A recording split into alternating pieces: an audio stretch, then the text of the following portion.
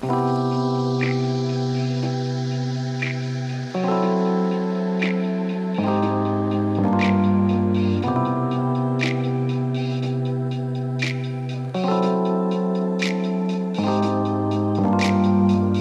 and welcome back to the Designasaw studio. Today we're going to strip down the steering and see if we can improve it a little bit. We're going to have a look at the steering mechanism on this thing. So to remove the wheel, first you have to take off these black sort of wheel centres.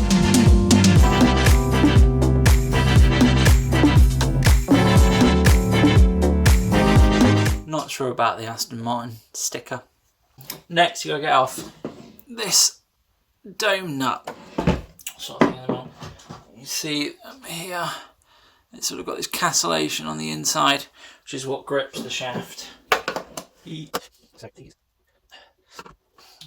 probably a special tool for this, but I don't have it.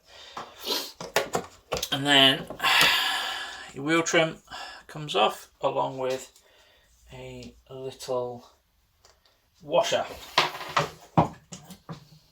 Then simply remove the wheel. The wheel's got this little sort of top hat spacer. We'll come back to that in a minute. Steering is basically this sort of L-shaped steel piece which the wheel runs on there. This part mounts to the body and that creates a thing. We have a huge amount of slop in that. Part of it is coming from the shaft not being held down here, so you can see that moves around quite a lot in that part there, and also if I hold that there we have quite a bit of movement in this part here. I think we can make that a lot better, so let's start by popping this off.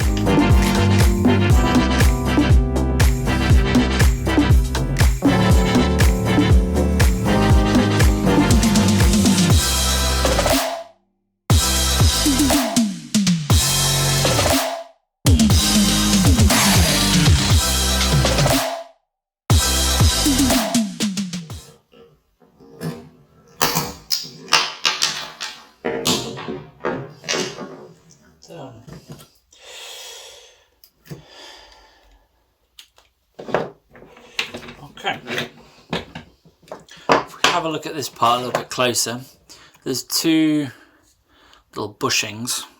Get this top one out. It's quite a nice snug fit. That go in top and bottom,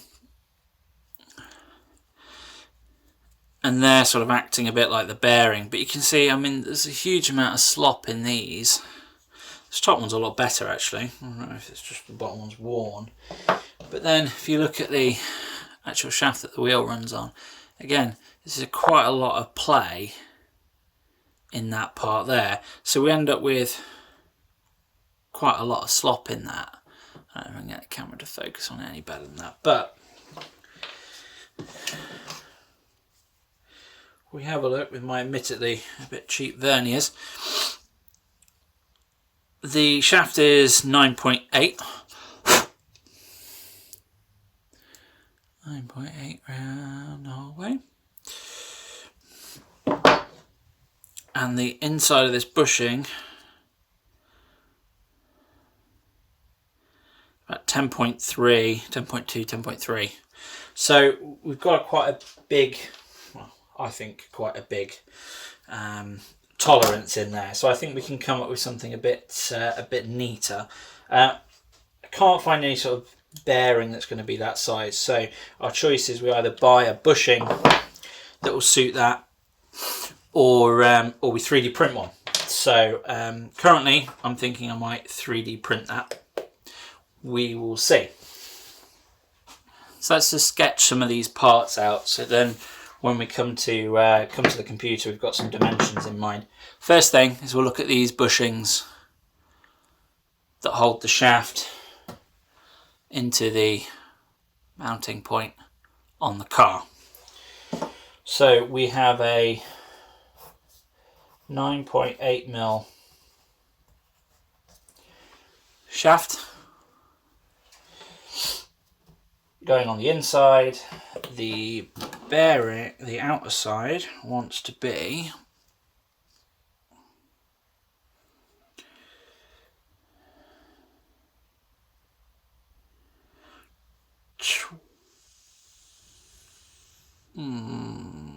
12.2 is going to be a really snug fit. I think we go for a 12. So we're going to go for 12, let's say 12.1 on the outside. And then it's got this sort of little top hat piece on the bottom, which currently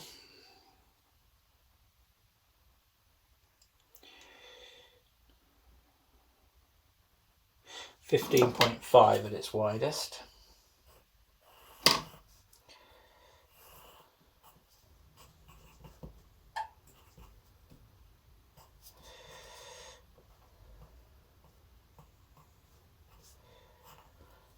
Okay, so that's our little top hat, and we're going to need 4 of those. Moving on to the wheel side of things. So we have our axle, we have our wheel. That fits in just like that. And again, we have a huge amount of play in that. Absolutely massive. Now, part of that is that as the axle goes through, it's not held by a lot on that side. You can see it really moving around. So this is actually what the axle is supported on inside the wheel. Now, what I'm thinking with this is we scrap that, go for a 10mm ball bearing, or several of them, with a new 3D printed holder that will hold that bearing.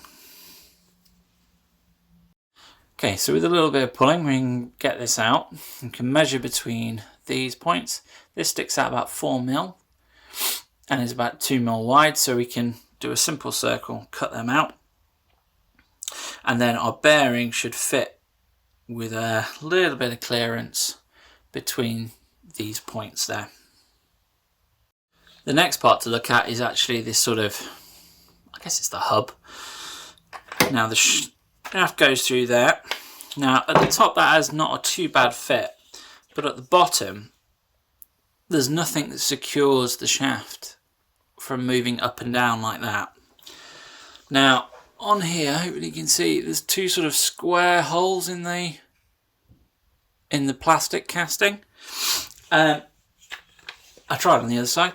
I can drill them out to take a M5 bolt. So I think if we look at it in profile like that, what we can do is follow this shape, add a piece on that goes underneath the axle, grips the axle so it holds it in place there, stops that play up and down, and secure it through with 2 bolts. So that's 3 different parts we're going to look at 3D printing for the steering, and that's before we look at where the steering shaft actually goes through. Last part we're going to design is going to be a flat plate that spans over there with a sort of like raised and dished part there that will fit over the axle, so that when that goes in it will clamp that down and remove that play.